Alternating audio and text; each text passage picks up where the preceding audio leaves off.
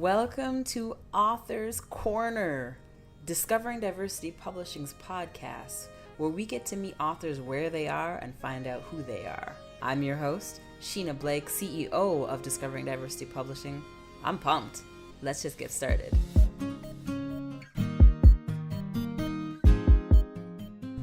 Welcome back to another episode with Author's Corner by Discovering Diversity Publishing. This is our podcast where we get to meet the coolest, most interesting authors from everywhere. Today we are on our 10-10-10 Toronto Authors Tour, and we happen to be with the youngest authors on the tour, Miss Evelyn, Miss Eleanor, and their mother, Amy. Thank you guys so much for being here. Thank you for having us. Thanks. Thank you. You're welcome.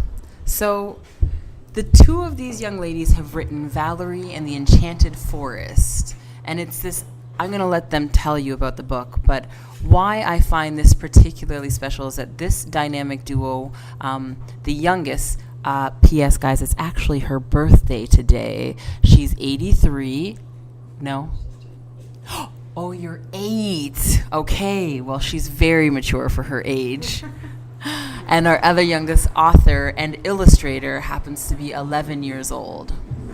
So, without further ado, I'm going to have them introduce you to their masterpiece and talk about what the process looked like writing a book with a sibling.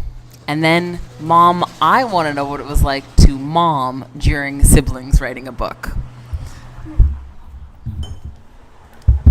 Tell us about what it was like to write the book with your sister. Well, it wasn't that exciting, but the only part that I really liked was drawing half of the pictures. They're really good pictures. Do you want to tell the story about how you came up with the story?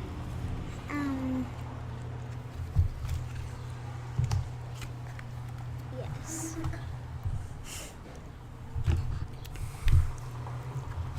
This is one of the first series.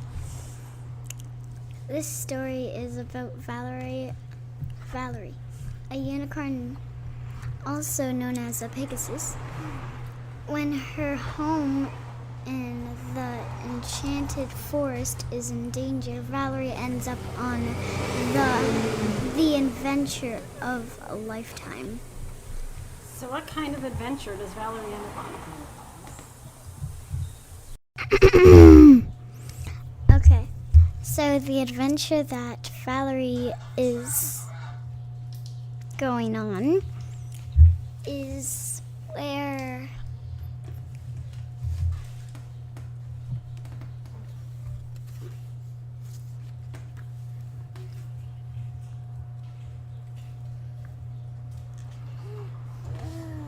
Do you want me to help you? You can ask.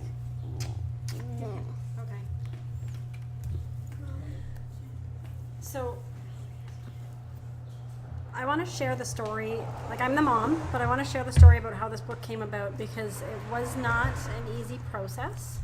But looking at how everything turned out and how wonderful this book is and how many good reviews we've had, I'm so incredibly proud of my kids. And on the drive here, I realized I'm quite proud of myself too, because it's a big feat to have kids get together and work on something and stick through it and see the entire thing start to finish. I homeschool my kids, and I had to teach them some writing exercises, and I wanted it to be something that was interesting for them. They seem to have no interest in doing things that they're related to their writing at this particular time. So I thought, okay, well, let's get something that is going to be specifically from them, something they can sink their teeth into. And to get the process started, I allowed them to do the speaking to text, but it didn't end up actually translating well at all. Everything that they said was very strange. What do you mean? Well, do you want to give an example of how we went to write a story the other day. You wanted to write one, your scruffy cheesehead story, and it ended up recording all these weird things that made no sense at all. Do you remember that? Spell check. It wasn't just spell check. Things were spelled right. But either way, Evelyn did not want to do her writing. She didn't want to do any story. She started fighting the whole way, and then after a couple minutes, she had an idea. And once she had an idea, she wouldn't stop. And she kept going and going and going. Is that how Evelyn is usually? Like when she has an idea, she just... Yeah, she's very strong, determined. So once she had this idea, she really went full tilt with it, and she wanted to see it right through. So what did it look like when the idea came? So I'm asking you, Mom, because I know how this is. But when you saw her grab the idea, how did you find what did she start physically writing it down at that point? Was she like... She was on my iPad typing it. Oh, I forgot that kids don't use pencils. Yes. My kids still use pencils. Okay, good. They've learned cursive. They probably could practice it a little more, but they do know how to write. And so I couldn't be in the same room with her at the time. She got that idea. She was on a roll. So I walked out to help her sister with her work, and Evelyn just went to town writing the story. And so, Evelyn, what did it feel like every time you were writing? Well, when you say that question, what do you mean by it? That's actually a really good question. Thank you. So, I mean, sometimes when I'm writing, I feel like all the heavens in the universe want me to write this story, and it doesn't feel like it's mine. And sometimes I feel like I'm trying really hard to come up with an idea. Do you think your story kind of came from the heavens, or do you feel like you just had this idea and you had to go with it? I had to go with it. Yeah, I know that feeling. What do you want to tell other little kids that have been thinking about writing a book, but they feel like they might be too small or too young to do it? What do you want to tell them? Well, it doesn't matter the age that you're at. You can always write a story, and there's always a story. There's always a story and a storyline. There is. Thank you. Eleanor?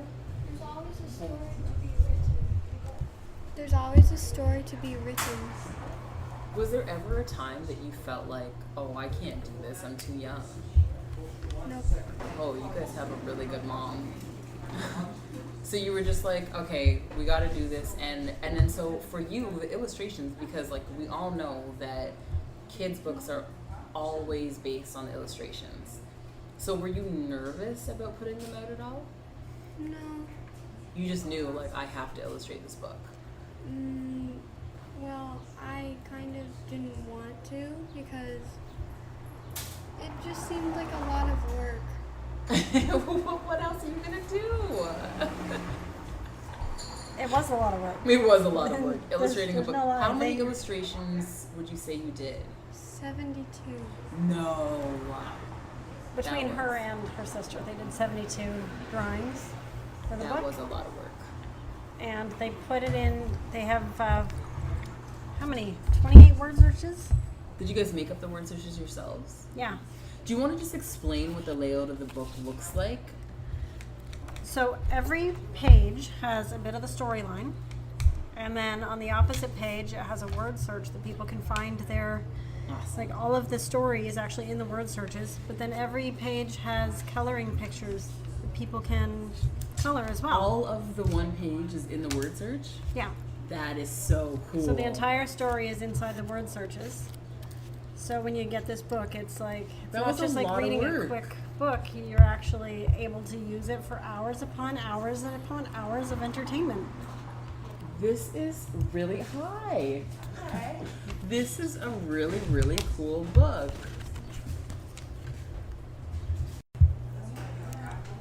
So today Evelyn is dressed in like the most beautiful dress, and she looks wonderful, but I'm hearing her say a few things about not feeling totally comfortable. Can you tell us about that? Yes. Well,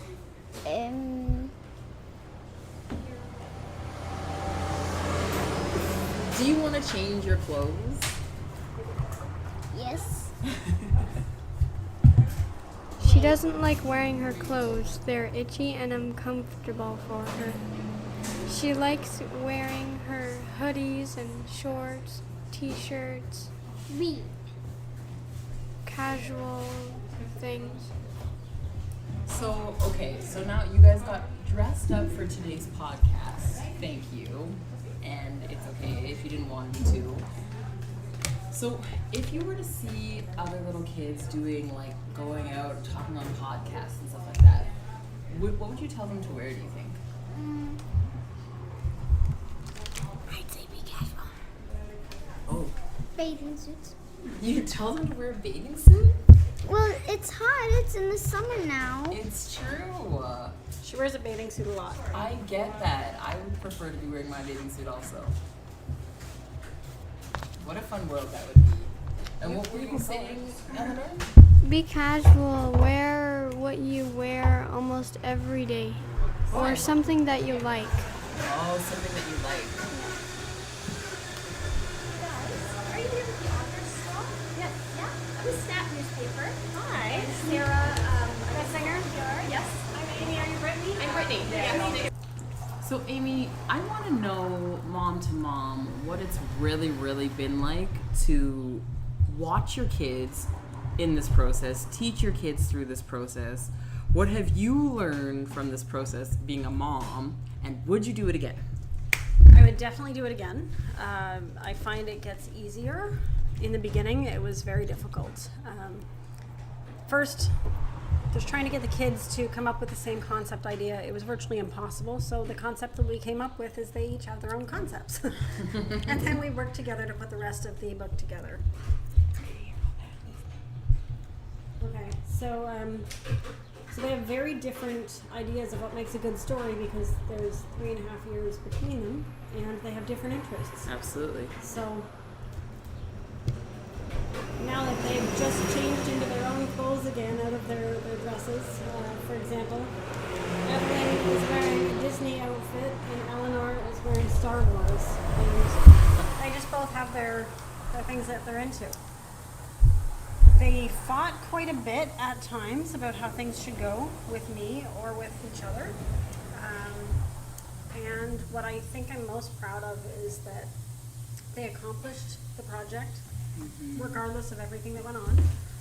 They got to see what it was like to complete something start to finish and take it beyond, because now I'm teaching them marketing as well.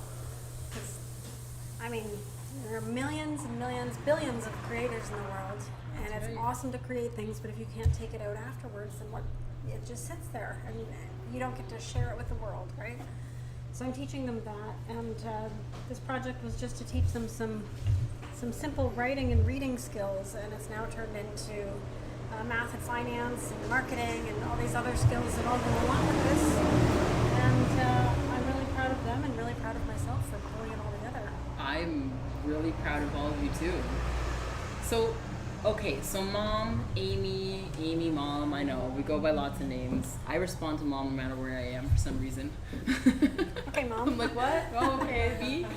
So I want to know, because you also are an artist, you're creative, you've also created, tell us about your other creations, because I know that there's some here on the table, but tell us about what you do. Okay, so I am an empowerment coach, and everything that I do, I am very creative. So I create books, I create music, I create writing and artwork, anything that has to do with uplifting, inspiring, and empowering others. So my company is called Affirming Arts, and I've got some coloring books that feel great with affirming arts because they help shift your mindset to help you feel good, and then they're coloring books that don't have lines, so it challenges your mind to be able to think abstract, right? We're taught we have to we were taught we have to color within the lines, and we have to make things, they have to look a certain way. So for people to get something that doesn't have lines and it just has all these positive, inspiring, and powerful messages, it trips them up a little bit, but then at the same time, they feel better about themselves and they actually grow. They grow from the process. They're challenging their brain, and they're overcoming limiting beliefs just by using this coloring book. Right? This is pretty cool. And then, so tell me more about being a coach. Being a coach, I have a background and a lot of years of study with mental health and ADD, things like that. Whether it's depression, bipolar, anxiety, ADD, addictions, that kind of background. So I tend to resonate with people who want to move forward in their lives regardless of where they've been. I mean, I don't care if you're in the lowest of the low. If you have that seed, that feeling that you're meant for something more, then I want to talk to you. Like that's the people that I resonate with, because I know what that's like. Yeah. And I also know how to transform things. And it does take effort, and it does take intention.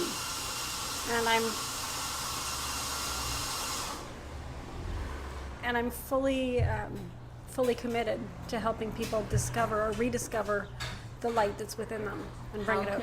If someone, for the people that are listening to this podcast that want to be able to reach out to you, that know they're in a place where they're ready to move forward and do more, how can they find you? You can find me online at amythomson.ca, and Thompson has no P, just THOMSON.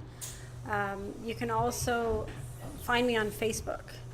I'm not always on Facebook. I don't always respond immediately, but I always do respond, and definitely make sure that I connect with them as well and see what I can help them with. Can you spell it one more time nice and slow for our listeners? Sure. So www.amythomson.ca. Awesome. So is there something, what I wanted to make sure we let everybody know is that I've been, actually all of us have been eating fireballs from Jal Gua, which is where we are. The fireballs are like their signature. Amazing. Yeah, I'm almost embarrassed because I might have had way more than I should have.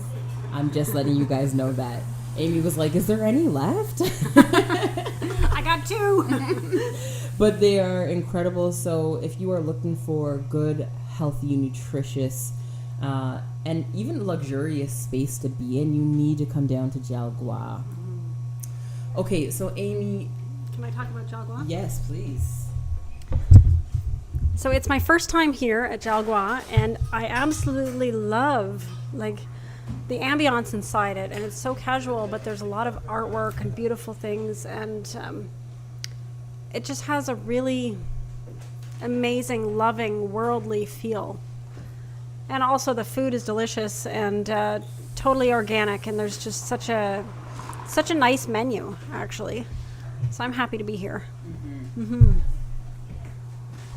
Actually, it's funny, while we were coming up with the tour, there's just been so many really cool spaces in Toronto that we wanted to find. But I knew I needed to be down here, and when I first saw Jal Gua Organic Cafe, I was like, okay, there's no option around this.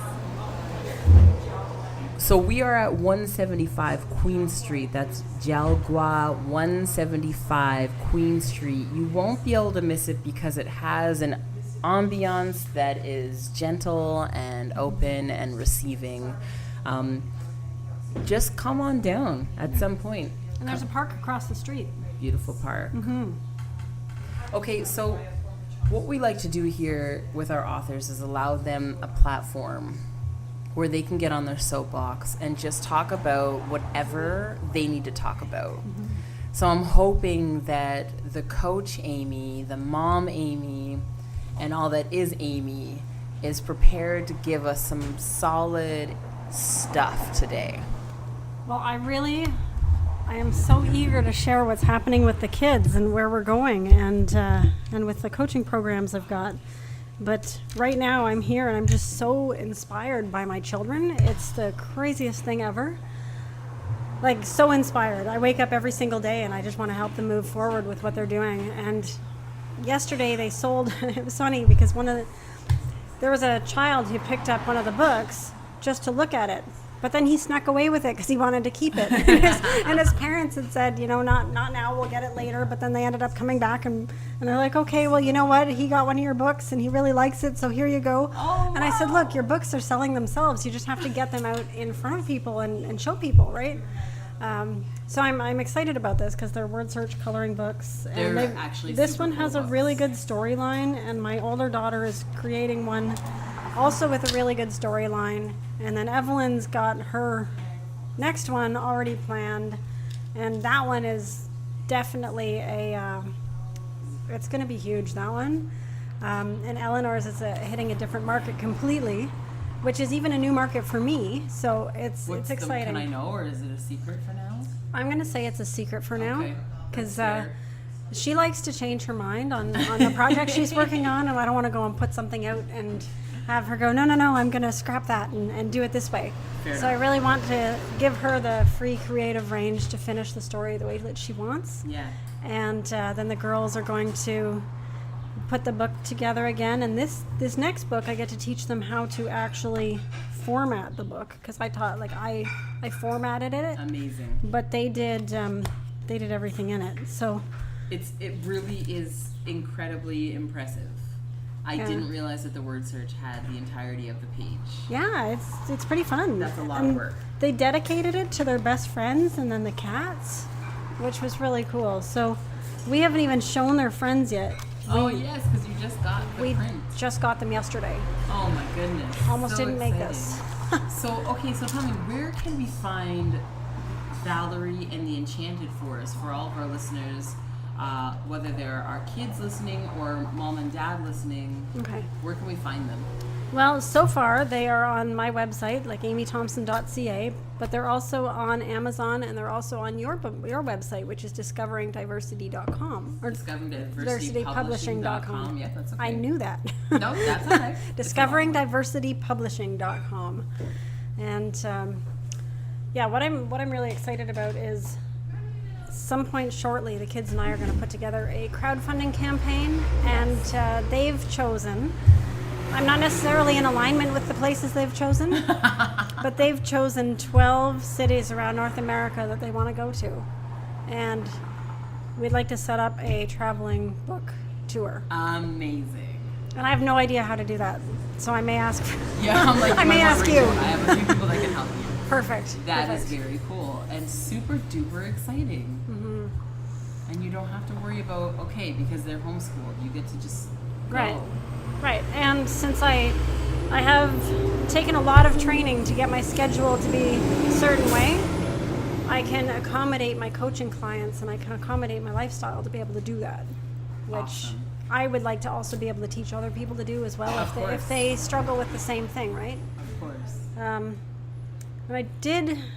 we had made a video that we have not released yet, but Evelyn had said on her video, sorry, sweetie, I'm just going to stop you from typing for a moment. Evelyn had said on the video what she really got from this was confidence. Can you share what it was like for you? Because there was a point where you didn't believe that you could do this. Can you come here and share that? Well, it started when I was first writing the story. I didn't know what to do. I didn't have any ideas until I actually thought of it. Until I actually got the idea to write a book. And I understood that I should do it. Did you think it was going to end up being this good? No. Yeah. And now that you see it, what do you feel like? I feel strange. Yeah, that's a real feeling. What do you mean? Like, what does strange feel like? Like,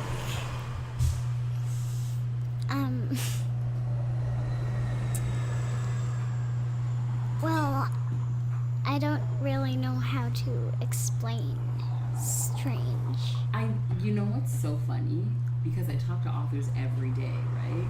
And so we always have all of these weird feelings that we have, and strange is something that I hear from authors all the time, because you're like excited, but then you're like, this is kind of weird, did I do that? And then you're like, do you ever worry if people are gonna like it? Yes. I worry about that too sometimes. What does that feel like? Well, I don't really actually look at it at the way you should, because the way you should is that you should hope that people like it, because when you first write a book, you think people aren't gonna like it. But when they look at it, they'll probably say, like, a nice comment like, oh my gosh, this is amazing. How do you think you would manage if someone didn't say, oh my gosh, this is amazing? Well, even though her sister helped with it, her sister didn't like the storyline. So she's been hearing that the whole way, because it had something to do with unicorns, and she's not into unicorns. So I think, Evelyn, you've probably developed a bit of a backbone, right? Yeah. So do you like just not care? Or is it like, you know what, that's okay? I don't care. Straight up. Good job. Yeah, that's really powerful. See, siblings are great. Sometimes your rivalry helps. Almost every time. It makes us stronger, I think. I got my brother a bottle of wine called Sibling Rivalry. Just for a good old time. You're going to tell me where to find that, I think. Just at the LCBO. Yeah. So, are you all done? All right, so you're going to go eat? Do you want to say anything else? So, in one of my last years of university, I had this professor who gave us an assignment once, and he said, I want you to write an essay on whatever you'd like to talk about, make it as long as it needs it to be, and hand it in when it's done. And so the class was like, cool, that's great, but what do we write about? And he was like, whatever you want. Okay, that's great, but like, so when is it due? He's like, when you're done. And then someone else asked one last question, like, okay, but like, how long does it need to be? And he was like, well, as long as it needs to be to prove your point. And he threw the chair across the room. I'm telling this story because every author on 10-10-10 has looked at me like, why do you want me to do a podcast and not tell me what it's about? But that's the point, is that I want you to be free to speak whatever it is you need to speak about, and trust and know that someone out there will receive what you need. So, Amy, I would love for you to just sort of go on your soapbox and tell us about whatever magical thing you want to tell us about. I won't throw any chairs, I promise. I was really hoping you would. I get the ladders and we could have a ladder match. Okay, when you were saying that, the thing that came to mind was what held me back the most.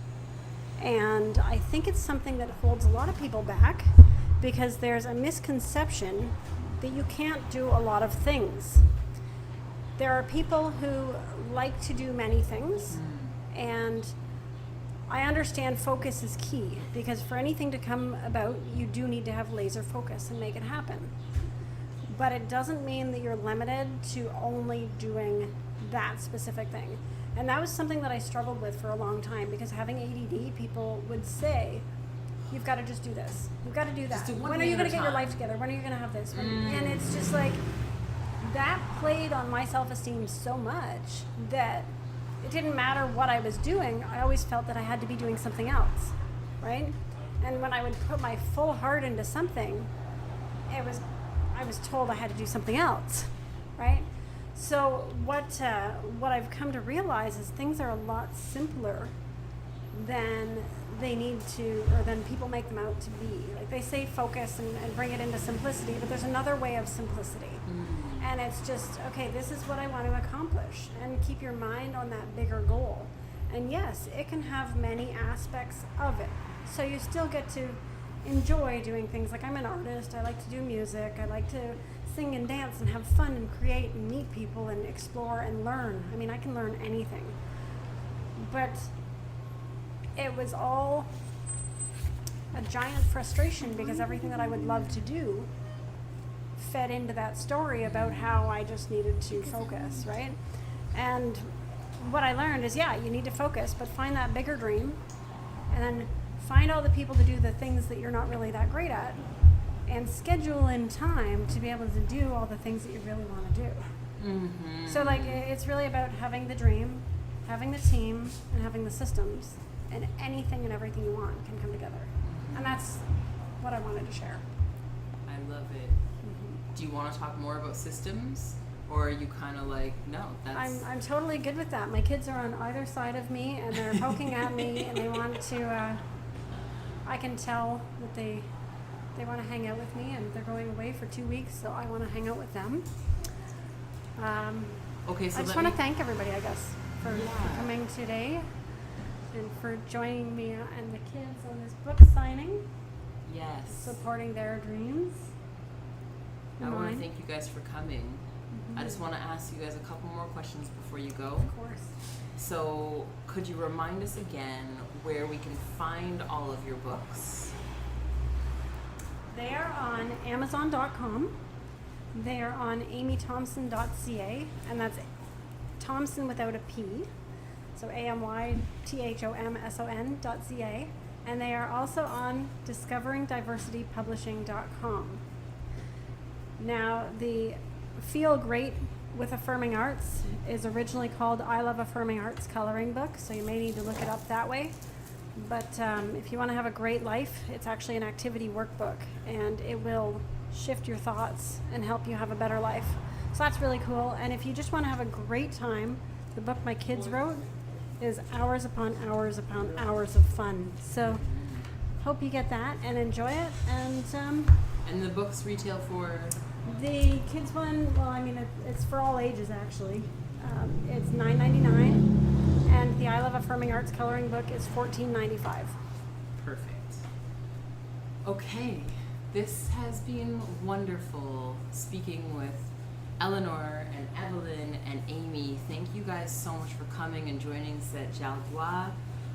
It's been a beautiful day. It's gorgeous. Yes. You girls have fun on your cottage trip, and Mom, enjoy some creative time. I'm going away for a bit too. Straight up. Oh yeah. Just so you know. All right. Okay. Thank you.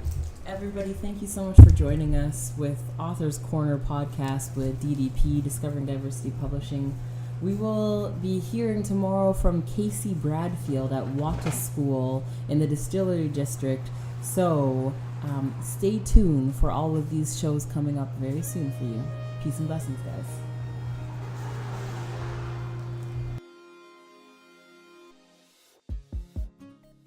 All right, folks. Please make sure that you are subscribing, leaving a review, and telling a friend. I mean, like, get up close and personal. Tell a friend. Let them know about Author's Corner. And, of course, we'd love to hear from authors everywhere. So if you're interested, join us. We'll hear you next time on Author's Corner. Peace and blessings.